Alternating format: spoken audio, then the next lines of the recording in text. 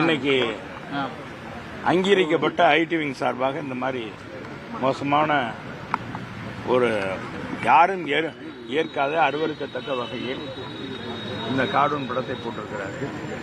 நீங்க பொதுச்செயலாளரை சித்தரித்து அது அண்ணா திராவிட முன்னேற்ற கழக தொண்டர்கள் மட்டுமல்ல, தமிழகத்தில் இருக்கிற அனைத்து மக்களுடைய மனதையும் இன்றைக்கு கோபத்தில் ஆழ்த்தியிருக்கிறது. எனக்கே தமிழ்நாடு ஏற்கனவே சட்ட ஒழுங்கு மிக மோசமாக இருக்கிறது. ஆட்சி நடத்துகிற தமிழக அரசானது தமிழ்நாட்டை அமைதி பூங்காவாக கொண்டு செல்வதை விட்டுவிட்டு இன்றைக்கு கஞ்சை, போதை கலாச்சாரம், கஞ்சா, ரவுடிசம், கற்பழிப்பு நாள்தோறும் அரங்கேறி கொண்டது. இதையெல்லாம் கவனம் செலுத்தாமல் ஒரு எதிர்க்கட்சி தலைவரை மிகவும் மோசமாக நடந்து கொண்டதை வன்மையாக கண்டிக்கிறோம். உடனடியாக இன்னைக்கு எங்களுடைய கீழ் பிராஞ்சு இங்கே நம்முடைய மதுரையினுடைய மாநகர காவல்துறை ஆணையாளர்கள் கொடுத்து இதை உடனடியாக அந்த தளத்திலிருந்து நீக்க வேண்டும். அவர்கள் நிபந்தனையற்ற மன்னிப்பு கோர வேண்டும்.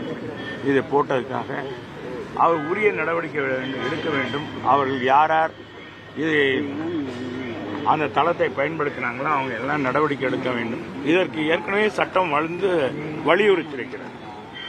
2000 தகவல் தொழில்நுட்ப சட்டம் 2000லேயே பிரிவு 56, பிரிவு 67, பிரிவு 69A,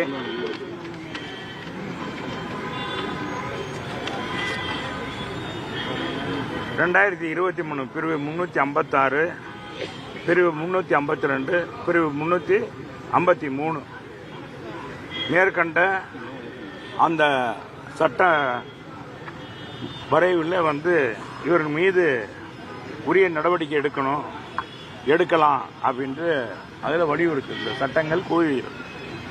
எனவே இந்த சட்டத்தின் அடிப்படையில் இன்னைக்கு மாண்புமிகு தமிழ்நாடுடைய தொழில்துறை அமைச்சராக இருப்பவரும் திராவிட முன்னேற்ற கழகத்துடைய ஐடி விங்கினுடைய மாநில செயலாளராக இருப்பவருமான டிஆர்பி ராஜா அவர்கள் மீது உரிய நடவடிக்கை எடுக்க வேண்டும். அதே மாதிரி இதை பகிர்ந்தவர்கள் மீதும் நடவடிக்கை எடுக்க வேண்டும் என்று உடனடியாக நம்முடைய ஆணையாளர் அவர்கள் இதில் கவனம் செலுத்தி மதுரை மாவட்டத்தில் அவருக்கு உரிய ஜூரி செக்ஷன் பகுதியில் இதை உடனடியாக நீக்குவதற்கு நடவடிக்கை எடுக்க வேண்டும் என்று கொடுத்திருக்கிறோம். இதுதான் எங்களுடைய கோரிக்கை. இப்போ நாங்கள் கழகத்தின் சார்பாக கொடுத்திருக்கிறோம். அதே மாதிரி வழக்கறிஞர் பிரிவு சார்பாக கொடுத்துருக்கோம், தகவல் தொழில்நுட்ப பிரிவு சார்பாக கொடுத்துருக்கோம், மாணவரணி சார்பாக கொடுத்துருக்கோம், இளைஞர் இளம்பெண்கள் பாசறை சார்பாக மனு கொடுத்துருக்கோம்.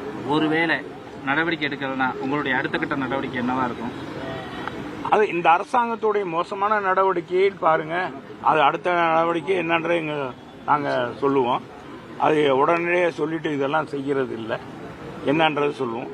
மக்கள் கொந்தளித்து போயிருக்கிறார்கள், கழக தொண்டர்கள் கொந்தளித்து போயிருக்கிறார்கள். தமிழ்நாடு ஏற்கனவே சட்ட ஒழுங்கு மிக கேலி கூத்தாக இருக்கிறது. எனவே இன்னைக்கு 5 வயசு கிளவிய குழந்தையிலிருந்து 80 வயசு பாட்டி வரைக்கும் இன்னைக்கு பாலியல் வன்கொடுமை நடக்கிறது. இதையெல்லாம் தடுக்க வகையற்ற ஒரு அரசானது இது போன்ற தாழ்ந்த இதுவரைக்கும் எத்தனையோ அரசியல் இயக்கங்கள் கட்சி விமர்சனம் பண்ணியிருக்காங்க, கட்சி நடந்திருக்கு. புரட்சி தலைவர் அம்மா காலத்தில், இதே டாக்டர் கலைஞர் காலத்தில் திராவிட முன்னேற்ற கழகம், அண்ணா திராவிட முன்னேற்ற கழகத்துக்கும் கொள்கை மாறுபாடுகள், எங்களுக்கு முரண்பாடு இருக்கு.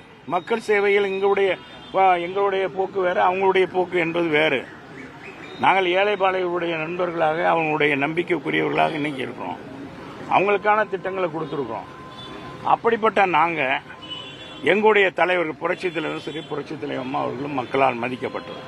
இன்றைக்கு புரட்சி தமிழர் எடப்பாடியார் அவர்களை அத்தனை பேரும் இன்னைக்கு அரசு ஊழியர்ல இருந்து விவசாயம் வரைக்கும் படித்தவர்கள் பாமர மக்கள் வரை அனைவரும் விரும்பக்கூடிய ஒரு தலைவராக இருக்கிறார்.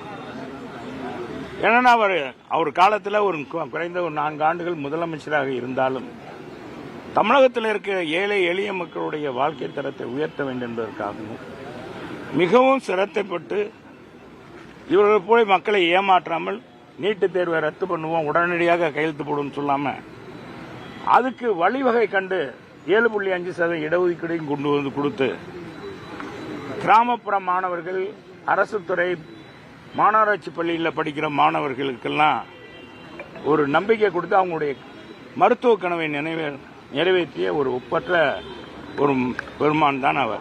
5 பைசா இல்லாமவே டாக்டர் படித்து முடிச்சுட்டு வரலான்ற ஒரு வரலாற்றுமான தீர்ப்பு.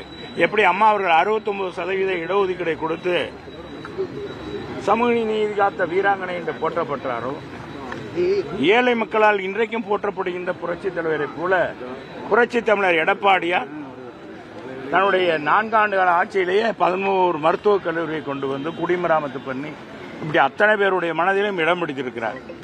அவரை இந்த மாதிரி கேலி சித்திரம் போட்டு இன்னைக்கு எங்க தொண்டர்களுடைய மனதை எல்லாம் புண்படுத்தி இருக்கிறது இந்த அரசாங்கம் சரி, அந்த கட்சியும் சரி. திராவிட முன்னேற்ற கழகம் ஒரு மக்கள் விரோத கட்சி, மிக மோசமான கட்சி திராவிட முன்னேற்ற கழகம். இது அரசியல் இயக்கத்திலிருந்து அப்புறப்படுத்த வேண்டிய ஒரு இயக்கம். இது போன்ற இயக்கங்கள் இருக்கக்கூடாது என்ற மக்கள் நினைப்பது இன்றைக்கு முழுக்க முழுக்க உண்மையாகிவிட்டது.